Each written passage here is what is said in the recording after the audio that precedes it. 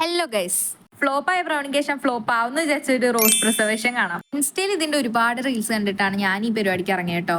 ഇവിടം തൊട്ടാണ് എനിക്ക് ഓരോ പണികൾ കിട്ടാൻ തുടങ്ങിയത്. അതൊക്കെ കൈ കൊണ്ട് പറഞ്ഞാൽ മതി, വെറുതെ വീഡിയോക്ക് വേണ്ടിയിട്ട് നൈഫ് എടുത്തിട്ട് ചെയ്യാം. അതൊക്കെ പോട്ടെ. അപ്പൊ നമുക്ക് വേണ്ടത് ഈ ഫ്രെയിമിന്റെ ബേസ് ആണ്. ബേസ് കോട്ടായിട്ട് 2 കോട്ട് അക്രിലിക് പെയിന്റ് ആണ് ഞാൻ ഇതിലേക്ക് അടിച്ചു കൊടുക്കുന്നത്. ഇനി നമുക്ക് വേണ്ട റോസ് ആണ്. റോസ് നന്നായി ഡ്രൈ ചെയ്തതായിരിക്കണം. ഞാൻ 3 റോസ് ഒക്കെ വെക്കാന്നാണ് വിചാരിച്ചത്. പിന്നീടാണ് ഇതിൽ ട്വിസ്റ്റ് വരുന്നത്. എന്റെ ഉണ്ടായിരുന്ന റെസിൻ 2:1 ആണ്. അപ്പൊ 40 ഗ്രാംസ് ഓഫ് റെസിനിക്ക് 20 ഗ്രാംസ് ഓഫ് ഹാർഡ്നർ ആണ് ഒഴിക്കണേ കേട്ടാ. റെസിനൊക്കെ സ്മൂത്ത് ആയിട്ട് വെച്ചു, പക്ഷെ ഹാർഡ്നർ ഒഴിക്കുമ്പോഴാണ് ഗൈസ് കണ്ടോ ഒരു മഞ്ഞ കളറ്.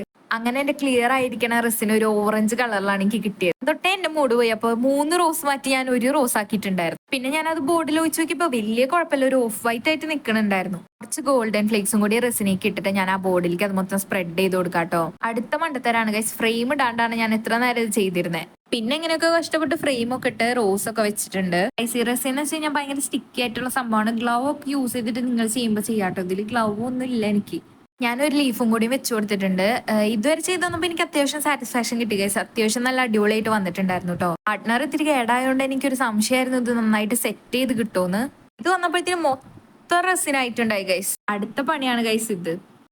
ഇപ്പൊ എങ്ങനെ ഇരിക്കണ്. ഡ്രൈ ആവാൻ വേണ്ടി പേപ്പർ വെച്ചുകൊണ്ട് പേപ്പർ നൈസായിട്ട് ബാക്കി ഒട്ടി പിടിച്ചിട്ടുണ്ട്. വേറെ കുഴപ്പമൊന്നുമില്ല. എന്തായാലും ഫൈനൽ റിസൾട്ട് പൊളിച്ചിട്ടുണ്ട്. അപ്പൊ ഗൈസ് എല്ലാം പറഞ്ഞ പോലെ